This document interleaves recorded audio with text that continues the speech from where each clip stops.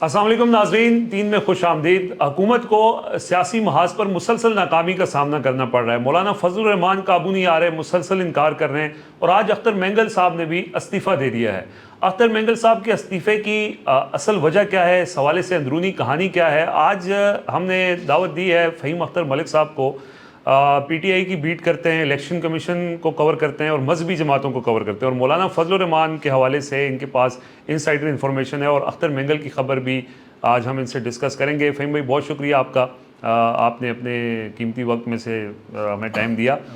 ये बताएं कि एक तो आगे चल के आपसे हम पूछेंगे कि मौलाना फजलुर रहमान और पीपल्स पार्टी पीटीआई के दरमियान जो इत्तेहाद है वो अब कहाँ तक पहुँचा है, और मौलाना फजलुर रहमान को जो काबू करने के लिए जो ऑफ़र्स आई हैं उसको उन्होंने ठुकराया है, उसकी भी सारी मालूमात आपकी उनसे मुलाकातें भी हुई हैं। लेकिन पहले ये बताएं कि ये अख्तर मेंगल का जो इस्तीफ़ा आया है, इसके पीछे क्या कहानी है? बहुत शुक्रिया रिजवान साहब। ये कहानी बड़ी शुक्रिया, मैं नहीं नजर आया। चलिए जी, उमर साहब का भी शुक्रिया। आपने तो उमर साहब का नाम भी नहीं लिया। नहीं, उन्होंने नहीं ले रहा, तू तो ले रहा। चलिए, उनको जुबैर साहब की कमी महसूस हो रही थी, उन्होंने लिया। मैं वेट कर रहा रिजवान साहब, आपका शुक्रिया। मैं उठ जा, साइड पे हो जा। नहीं, आप बैठे बैठे ना, आप बैठे। लेकिन आपने चुप करके बैठना है क्योंकि मालूमात है उनके पास। ये तो लाइटर नोट हो गया। अब सीरियस नोट के ऊपर बात करते हैं। इस वक्त बलूचिस्तान और खैबर पख्तूनख्वा क्राइसिस में है, शदीद क्राइसिस में है, और जो पॉलिटिकल लीडरशिप वहाँ से इलेक्ट हुई है बेसिकली वो अब एक तरफ है और जो फार्म 47 वाले हैं वो एक तरफ हैं। तो ऐसी सूरत हाल में अख्तर मेंगल साहब, आप ये समझ सकते हैं कि कौमी असम्बली के फ्लोर के अंदर या मौलाना फजलुर रहमान मजहबी जमातों को रिप्रेजेंट करते हैं, बलोच नेशनलिस्ट जमातों को अख्तर मेंगल करते हैं और पश्तून नेशनलिस्ट को महमूद अचकज़ई करते हैं। अब अनफॉर्चुनेटली कौमी असम्बली पाकिस्तान का सबसे बड़ा ऐवान है जहाँ पर पूरी हर हलके से यानी कि पूरे पाकिस्तान की रिप्रेजेंटेशन होती है। अब वहाँ पर इश्यूज़ डिस्कस नहीं होंगे, वहाँ पर अगर इन लोगों को बात नहीं करने दी जाएगी तो फिर तो तासुर यही जाएगा कि हमारी रियासत, हमारी हुकूमत चाहती है कि बलूचिस्तान और खैबर पख्तूनख्वा अलग हो जाएं। और इसी बात का इज़हार मौलाना फजलुर रहमान ने भी एक मीटिंग में ये कहा था कि टारगेट किया जा रहा है खैबर पख्तूनख्वा और बलूचिस्तान को। वहाँ पर जानबूझकर उस वक्त उन्होंने अज़्म इस्तेहकाम ऑपरेशन के हवाले से बात की थी, लेकिन बाद में उनकी बात अब देखें कुछ दुरुस्त किसी हद तक मालूम होती है कि आप देखें वो बेबसी के आलम में एक जमात का सरबराह है, 65,000 70,000 उसने वोट लिए हुए हैं, और एक बलोच जो नेशनलिस्ट हैं या बलोच जो कौम है उनकी रिप्रेजेंटेशन करना चाहती हैं, वो गुफ्तगू करना चाह रहे हैं। और इस हुकूमत के दौर में हमने पार्लियामेंट में ट्रेंड्स देखे हैं कि हुकूमत ऐवान नहीं चलने देती, ऐवान की कार्रवाई नहीं चलने देती, हुकूमती रुकन जो हैं वो कोरम की निशानदेही कर रहे हैं, सेनेट हो या फिर कौमी असम्बली हो, इन दोनों फ्लोर्स के ऊपर। अब बात यह है कि पार्लियामेंट में आप डिस्कशन नहीं करने देंगे तो फिर क्या वो सड़कों पर बैठें, वो सड़कों पे जाके आपसे गुफ्तगू करें या फिर वो असला उठाएं? आपसे हम ये चाहते हैं कि थोड़ा सा हमें ये बताएं कि मौलाना फजलुर रहमान, ज़ाहिर आप एक अरसे से कवर करते रहे, रिसेंटली आपकी उनसे कुछ मुलाकातें भी हुई हैं, वो क्या चाहते हैं इस वक्त? उनको ऑफ़र हुकूमत कर रही है, वो मुसलसल इनकार कर रहे हैं और पीटीआई के साथ वो थोड़ा सा अपना लिंकेज बढ़ाना चाह रहे हैं। कहानी है क्या? उनकी नाराज़गी की वजह क्या है? लोग कहते हैं अपना सिर्फ रेट लगवा रहे हैं, अच्छा रेट मिलेगा तो चले जाएंगे। नहीं, ऐसी बात नहीं। और एक मैं ऐड कर दूं, कुछ लोगों का ये भी ख्याल है कि मौलाना फजलुर रहमान साहब को जैसे ही गवर्नमेंट को ज़रूरत पड़ेगी वोटों की तो मौलाना साहब 100% वहाँ खड़े होंगे। मतलब ये कुछ लोग ये भी कह रहे हैं। नहीं, ये सारे मिसकैलकुलेट कर रहे हैं और मिसलीड कर रहे हैं। अब देखिए, मौलाना फजलुर रहमान के पास ना पहले एक ऑप्शन था, पीटीआई की मुखालफत, बाकी जो है उसके साथ।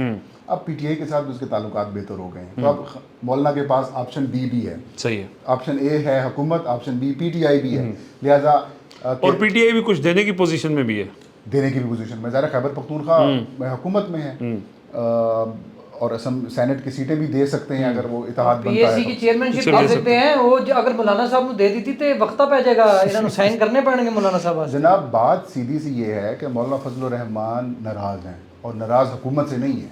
अच्छा। वो एस्टैब्लिशमेंट से नाराज़ हैं। अच्छा। वो सीधा सीधा उनसे नाराज़ हैं। उसकी 2-3 वजूहात हैं। देखिए, पिछले 1-1.5 साल में जो सबसे बड़ी शहादत आई है ना, इस साबिक आर्मी चीफ बाजवा साहब के ऊपर, मौजूदा रजीम के ऊपर और शहबाज शरीफ साहब की हुकूमत के ऊपर, वो मौलाना फजलुर रहमान की तरफ से आई है। वो क्या कि हमें आर्मी चीफ और उस वक्त की DGISI ने ये कहा कि आप इमरान खान के खिलाफ तहरीक एतमाद जमा करवाओ वज़ीर आज़म के खिलाफ। सही है। ये मौलाना फजलुर रहमान का बयान अभी तक ऑन रिकॉर्ड मौजूद है और इसकी तरदीद नहीं आई। ना इधर से तरदीद आई है, ना उधर से तरदीद है, और ना मौलाना फजलुर रहमान ने वो बयान वापस लिया है। सही है। ये कि मजाक नहीं है, इसके पीछे बड़ा एक बैकग्राउंड है। پہلی بات تو یہ کہ مولانا فضل الرحمان جب پی ڈی ایم کے سربراہ تھے تو یہ سیٹ اپ بنایا گیا کہ اگلے الیکشن میں اگر ہماری حکومت آ جاتی ہے تو ایک تو ہم الیکشن مل کر لڑیں گے اور دوسرا پھر حکومت سازی بھی ایک ساتھ کریں گے، اور یہ کہا گیا کہ مولانا فضل الرحمان کو صدارت دی جائے گی، صدر مملکت کا عہدہ دیا جائے گا۔ لیکن اس سے پہلے ایک ایونٹ ہوتا ہے، ایونٹ یہ ہوتا ہے کہ مولانا فضل الرحمان کو ریاست پاکستان بھجواتی ہے افغانستان میں، اچھا، عبوری حکومت طالبان کے ساتھ بات چیت کرنے کے ہمارے جو بارڈرز ہیں ان کو محفوظ بنایا جا سکے۔ مولانا فضل الرحمان جاتے ہیں، ہفتہ 10 دن لگاتے ہیں، وہاں سے پازیٹیو رسپانس لے کر آتے ہیں طالبان کی گورنمنٹ سے۔ طالبان ان تمام چیزوں کے اوپر ایگری ہو جاتی ہے جو ہماری ریاست کہہ رہی ہے کہ آپ یہ کریں، جو ٹی ٹی پی کے لوگ ہیں ان کو پکڑ کر ہمیں دیں، اور جو کراس بارڈر در اندازی ہو رہی ہے اس کو بھی روکا جائے، اور جو بڑے معاملات ہیں ان سب کے اوپر وہ تیار ہو جاتے ہیں۔ اچھا، اور مولانا فضل الرحمان کو یہ مینڈیٹ دے دیتے ہیں کہ آپ جائیں، بات کریں اور اس کو آگے لے کے چلیں۔ طالبان یہ مینڈیٹ دیتے ہیں کہ آپ ہماری، پہلے ہماری ریاست مینڈیٹ دیتی ہے، ادھر جاتے ہیں، ادھر سے پھر وہ ایگری مولانا صاحب کامیاب ہو کے واپس آ جاتے ہیں، بڑی خوشی منائی جاتی ہے۔ مولانا صاحب کی ٹاپ لیڈر جو ہماری اسٹیبلشمنٹ ہے ان کے ساتھ ملاقات بھی ہوتی ہے، اور اس میں بڑی خوشی ہوتی ہے ان کو، ٹاپ لیڈرشپ کو، کہ بہت اچھا کام کر دیا آپ نے، تو ہمارے اتنے اربوں روپے بچا دیا آپ نے، ہمارے یہ بچا دیا، اب معاملات بہتر ہو جائیں گے۔ پھر 2-3 دن کے بعد ایک ایسا ایونٹ ہوتا ہے کہ افغانستان میں جا کر ہماری افواج جو ہیں کوئی کارروائی کرتے ہیں۔ اس کے بعد جو ٹرسٹ ہے، ہاں ہماری افواج جا کے نا افغانستان کے اندر جا کے نا ٹی ٹی پیز وہ ہوتی رہتی ہے کارروائی، کبھی وہ کرتے ہیں کبھی یہ کرتے ہیں، وہ ہوئی، اس سے جو بریچ آف ٹرسٹ ہے وہ ہو گیا، اور اس میں گندے کون ہو گئے؟ مولانا صاحب۔ تو مولانا صاحب اس کے بعد پھر الیکشنز آ جاتے ہیں۔ پھر آپ نے دیکھا کہ جے یو آئی کے الیکشنز کے اوپر کنسرنز ہیں، اور یہ بات جو میں آپ کو بتا رہا ہوں یہ ابھی تک کہیں پہ رپورٹ نہیں ہوئی۔ مولانا فضل الرحمان نے وزیر اعظم سے 2 میٹنگز کے اندر دونوں دفعہ ایک ہی بات کی ہے کہ ہم یہ سمجھتے ہیں کہ 2024 کے جو الیکشنز ہوئے ہیں اس میں دھاندلی ادارے نے کروائی ہے، براہ راست ادارہ دھاندلی میں ملوث ہے، اس کے اوپر آپ کا کیا سٹینڈ ہے؟ اس کے اوپر وزیر اعظم چپ ہو جاتے ہیں۔ پہلی ہم نے کہا معافی دے دو مولانا صاحب، میرے کو نہ پوچھو، تو میرے کو نہ پوچھو۔ اچھا، پہلی میٹنگ میں بھی یہی بات ہوئی کہ آپ بتائیں آپ کیا کہتے ہیں، کیا ادارہ یہ ایکسیپٹ کرتا ہے کہ اس نے دھاندلی کروائی ہے؟ مجھے وضاحت دے دیں۔ انہوں نے کہا میری اتنی اوقات نہیں، میں پوچھ سکا ہوں۔ تو اس کے بعد وزیر اعظم صاحب چپ، اور پھر کھانا چانا کھا کے وزیر اعظم صاحب چلے جاتے ہیں۔ پھر آتے ہیں ان کی طرف سے نمائندہ بن کر محسن نقوی۔ محسن نقوی کی 2 سے 3 ملاقاتیں علیحدگی میں ہوتی ہیں، زرداری صاحب کے ساتھ بھی آئے، وہ اس سے پہلے علیحدگی میں ہوتی ہیں، اس میں بھی بیلنس کرنے کی کوشش کی جاتی ہے، لیکن مولانا نہیں مان رہے۔ مولانا پھر زرداری صاحب آ جاتے ہیں، ساتھ میں نقوی صاحب بھی ہوتے ہیں، اس میں بھی آفرز کی جاتی ہیں کہ تعلقات کو بہتر کریں، یہ کریں وہ کریں۔ مولانا وہی اپنی پوزیشن کے اوپر بھی یہ بتائیں کہ دھاندلی ادارے نے کروائی ہے، کیوں کروائی ہے، اور ہمیں کیوں ٹارگیٹ کیا گیا ہے۔ اچھا، جواب نہیں آتا۔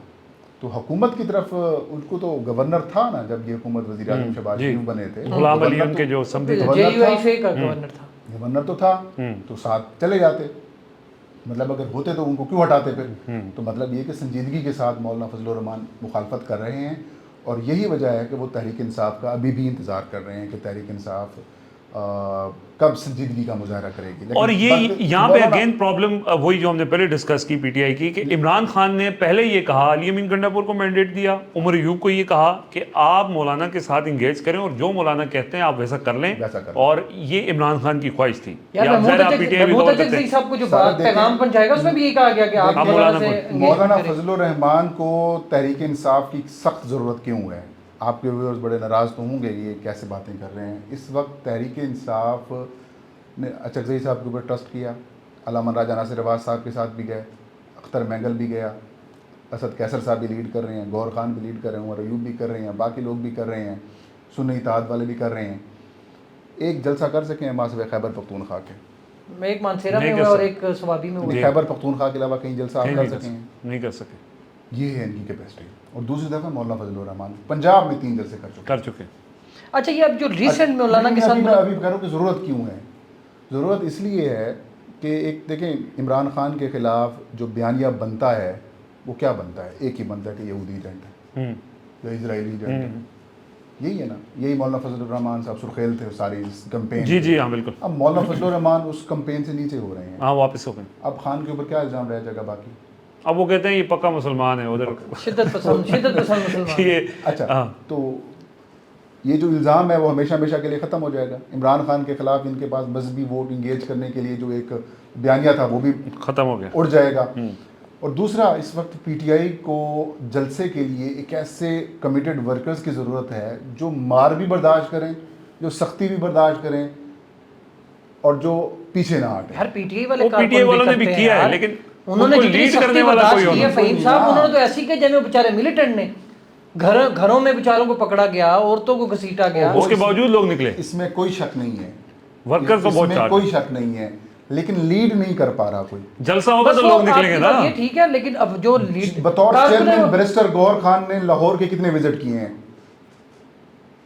بالکل صحیح سوال ہے. اور دوسری بات یہ کہ جو جلسے اناؤنس ہوئے لوگ راستے سے واپس ہوئے راستے سے واپس ہوتے, ہیں, لوگ تو آ رہے ہیں لیکن آگے جلسہ تو لیڈرشپ ہونا, بھی کوئی نہیں ہے نا. اور جلسہ کروائے گا کون؟ وہ یہ سوال اچھا, یہ اتنے عرصے سے پٹ رہے ہیں اور یہ بات ہو رہی ہے, اب اس میں مولانا صاحب انتظار کر رہے ہیں, اور اس انتظار میں رکاوٹ اگین وہی پارٹی لیڈرشپ ہے, کیونکہ عمران خان تو چاہتے ہیں. ایک میٹنگ میں بھی موجود تھا, آپ بھی موجود تھے, ایک پارلیمنٹ لاجز میں ایک میٹنگ ہوئی تھی. جی ہاں, وہ ایک شخص بتا رہا تھا کہ میں جیسے ہی مولانا سے مل کے آیا تو میسیجز آنا شروع ہو گئے کہ ویڈیو پیغامات جاری کرو, اس کی تردید کرو, آپ نے مولانا کی طرف نہیں جانا. کون ہے وہ لوگ, اور کس کس نے ویڈیو میسیج جاری کیے تھے یا پریس کانفرنس جس نے مخالفت کی تھی, وہ کون ہے؟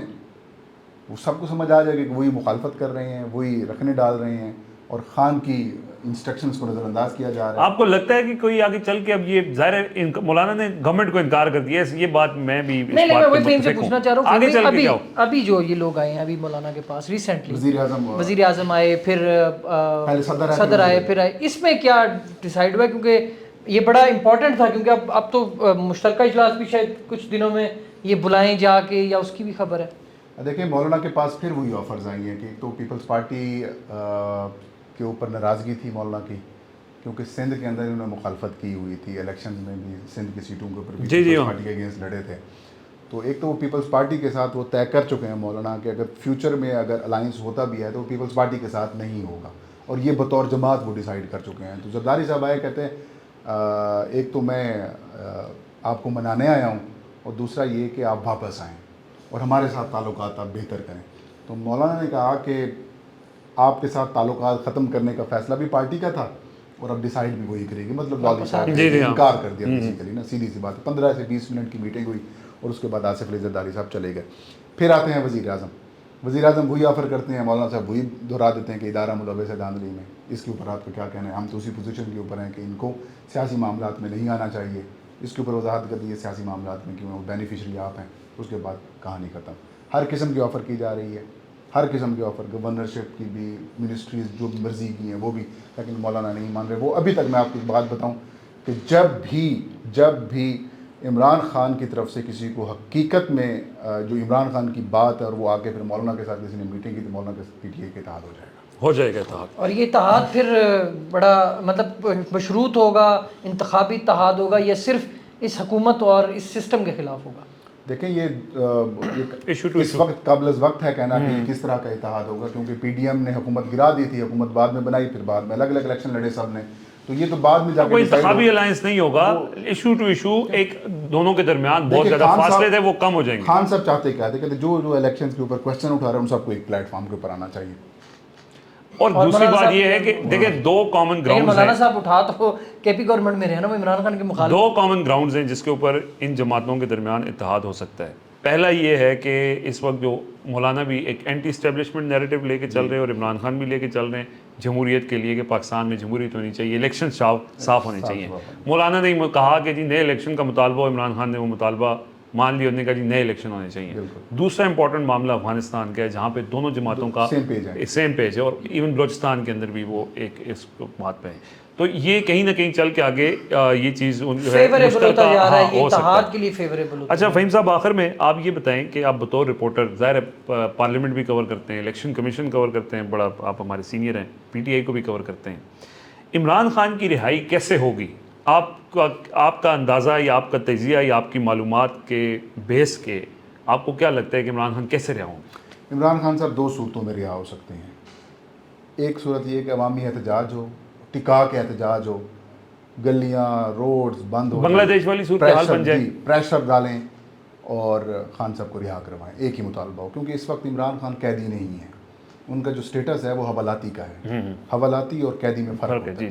عمران خان اس وقت جتنی بھی عدالتوں سے سزائیں اگر خان صاحب کو یا تو سسپینڈ ہیں یا پھر ان کی ضمانت میں یا پھر ختم ہو چکی ہیں.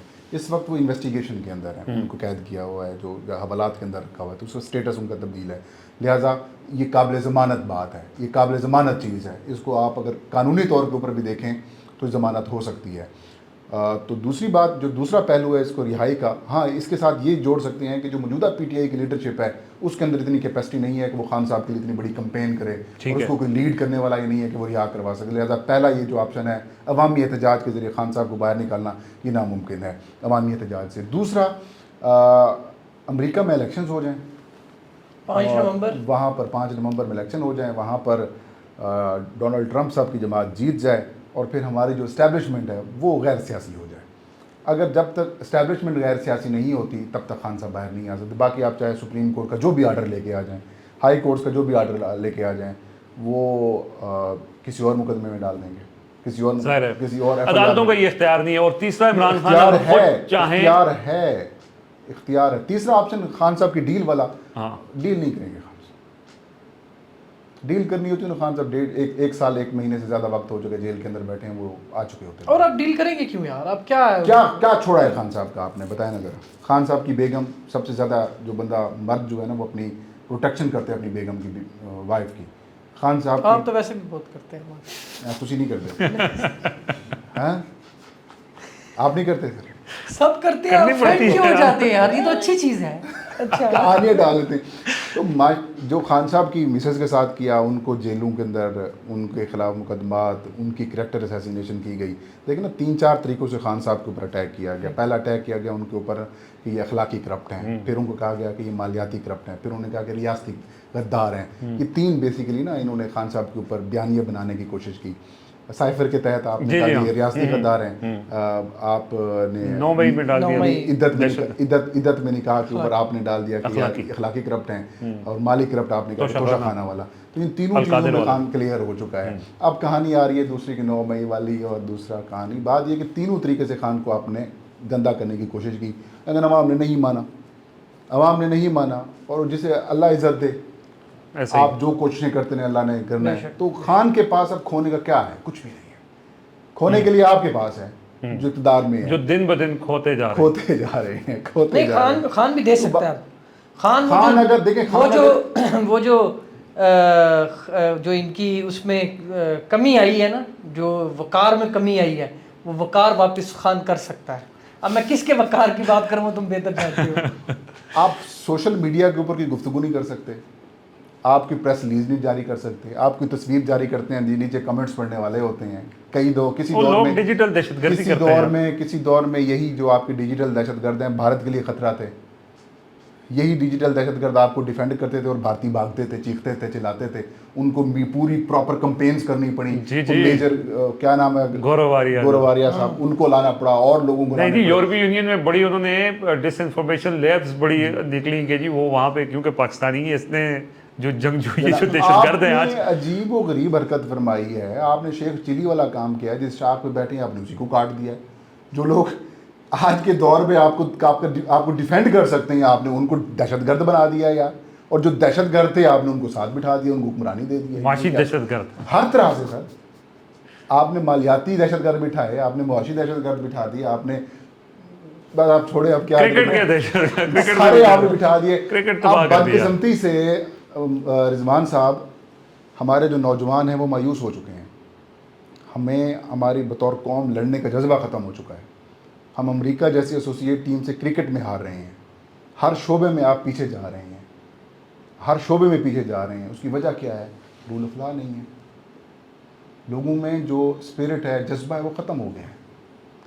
چلو ٹاپ کریں گے اسی, ٹھیک ہے.